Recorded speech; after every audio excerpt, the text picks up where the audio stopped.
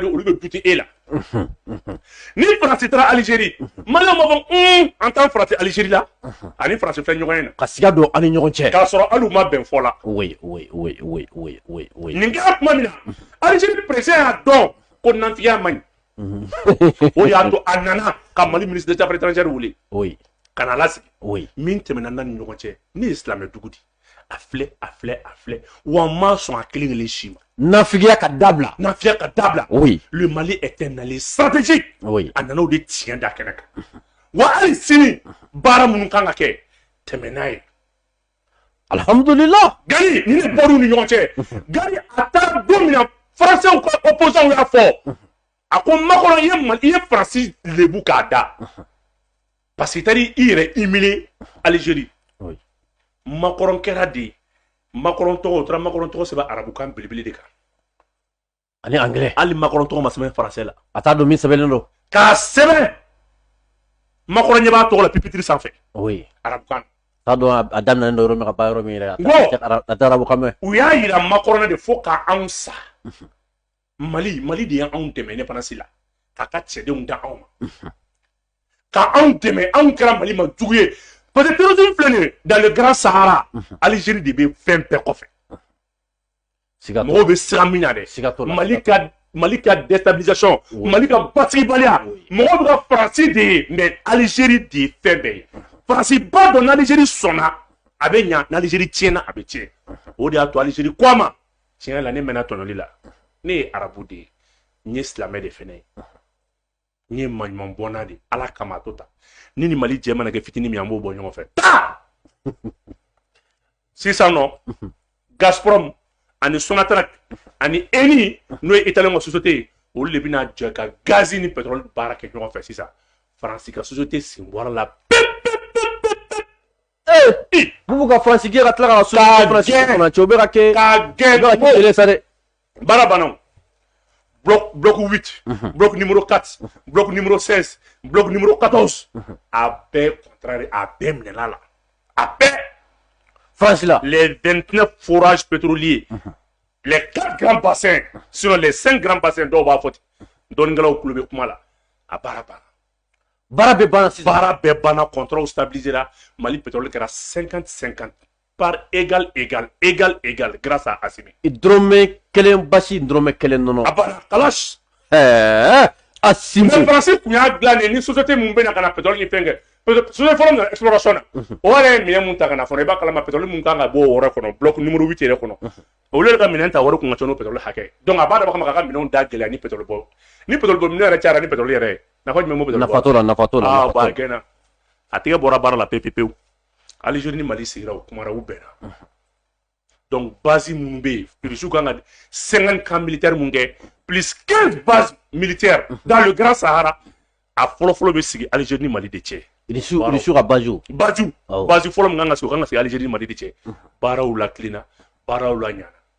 ko i bɛ bɔ o kɔnɔ o ɲɔgɔn ye alhamdulillah rabbil alamina an ye kunkɔrɔta sɔrɔ o kan bubu an bɛ avancer jamana kɔnɔden fanba ka hamina ko ye jamana in bɛ se ka basigi togoya min na bi o ye maa caman ka laɲini ye mais min bɛ ka an kamana gan an bɛ a ye dɔgɔkun kɔnɔna la MLA ye a ka congrès kɛ Kidal congrès min kana kan jamana kɔnɔdenw y'a ye k'a fɔ trop c'est trop waati sera sa jamana marabagaw k'a ta k'a jateminɛ min bɛ se ka to fu bɛ siri nin ko in dan na o ka kɛ sa sinon siga fo cara MLA ka congrès bubu e bɛ se ka mun de fɔ MLA ka congrès la bi dalakɔrɔboli u y'a kɛ o de la u ka porte-parole kumara a ko Faransi ka na an bɛ baara kɛ an ma sɔn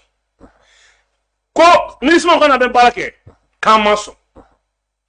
ko nka ko Mali taara Ala minɛ ka taa i kunfa avion ni kɛlɛkɛminɛnw na ko olu b'a dɔn ko ni Mali taara terroriste la ko Mali bɛ ɲɛsin olu de ma donc olu bɛ ko labɛn de sabati sisan u yɛrɛ jɔrɔlen don non Gani Maliyɛnw bɛ kɛ ne seere u bɛ video in garder ni Mali ma MINUSMA gɛn ni Mali ma tila i b'a fɔ ma tu e bɛ ka fɛn fɛn ye Mali problème na MINUSMA de don i bɛ ka fɛn fɛn ye e mɛ ka congrès o hali congrès min bɛ ka fɔ nin MINUSMA ka ko labɛnnen don MINUSMA de bɛ ka taa ninnu former sur la gestion de l'État aw bolo MLA bɛ ka anw musala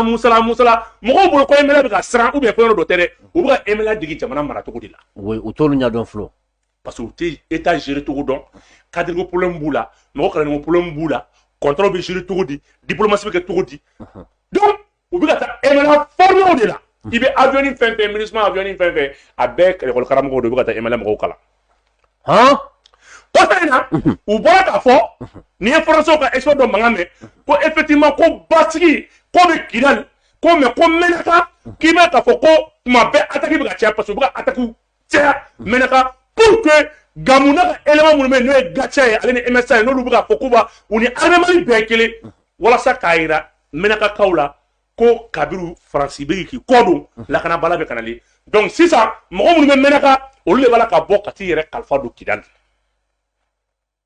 u ka jamana kan sisan. donc u bɛ ka mun de kɛ sisan lakanabala mun bɛ ka nalen Faransiw mago bɛ mun na au moins Kidali bɛ yɔrɔ min na ko bi Kidali tɛ 100 000 habitants bɔ. oui. donc Kidali n'est pas viable pour être un état. maintenant ni déplacé cɛya parce que Mali déplacé bɛ 1 million na 50 000 de seginna ka na a sigiyɔrɔ la u bɛ se ka déplacé ninnu cɛ k'u kunda Kidali kan ko Kidali yɔrɔ basigilen n'u cayara tuma min na u bɛ sɔrɔ ka tilali daminɛ sisan parce que Kidali bɛ yɔrɔ min na sisan ne ma fili à densité ça fait 1 habitant par 7 km je crois a tɛ n kun na mais a kɔni densité man ca kosɛbɛ population man ca ka se o yɔrɔ ma donc chaque fois u bɛ guerre kɛ ka attaque kɛ ka mɔgɔw chaque fois u bɛ dugu de ci mɔgɔw ka déplacer ni mɔgɔw déplacer la mɔgɔw b'u kunda min yɔrɔ min basigilen don oui n'o donc Kidali. u bɛ mɔgɔw orienter oui. ka taa Kidali parce que MINUSMA kelen bɛ ka i jɔ i kɛrɛfɛ sen na Kidali donc maliyɛnw bɛ nin fɛn fɛn na u k'a dɔn k'a fɔ janfa de b'a la ka labɛn baara de b'a la ka c'est pour cela an mana kɛlɛ kɛ to ko awɔ a ka y'an na ko an nan ko bi ko Allemagne ka taa u bɛ taa mais a tɛ bɛ MINUSMA fɛ u bɛ don MINUSMA fɛ parce que aw bolo ko Faransi t'a la Faransi b'a ka contingent don Allemagne contingent de fɛ ka na o de y'a kɛ n bɛ n profiter k'i ka ɲininkali dɔ jaabi la résolution 2374 kɔsa in na mɔgɔ caman bɔra k'a fɔ ko Mali sanctionné la oui ko Mali sanctionné la oui. n bɛ n profiter k'o yɔrɔ expliquer. Ça, c'est la résolution 2374 de 2017. Mouno, accord Walalian, accord Semeni Banen Kofé, où il y a un bon ni Moumie Gela do accord là, pour sanctionner. Donc, Tourousibo là, MNA Mourobo là, Mali gouvernement Mourobo là, à quel parti siétaire souhait, ni les gens sont accord à la Walla, quand tu poses une entrave à l'application site de l'accord, où les sanctions ciblées ou là. Gandhi, au groupe externe Moumbora, un rapport déposé, Gandhi, est-ce que l'accord est concerné, c'est le nord Mali. Mais au rapport qu'on a là, centre il y a une petite partie du sud où il y a un rapport. Mali gouvernement Mora Koudjabi, qu'a fouillé, vous avez violé votre mandat. Accord mandat aidé, qu'a accord application à dire. Mais centre, Moumaou Dassouma. non tout va sera là. Moumaou Dassouma. tout va sera là. Donc Mali va faire là qu'il y a une manipulation du compte politique derrière quand même ce rapport là. Oui, oui, parce que Français de rapport ni expert les 5 experts Mounoubé à numéro qui est Français de.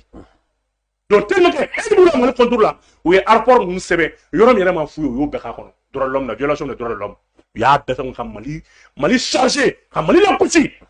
Mali kuma ko non, elle était un rapport à rejeter. Mali era ka mémorandum ke ka plakata onina. Donc, il faut que sanction, sanction, ça concerne toutes les parties signataires. Ce n'est pas l'État malien seulement. Sanction était. Parce que vous avez la vous avez l'application. Mais accord application joué, c'est les MLA. Ni c'est même désarmé. Accord, c'est la Walia.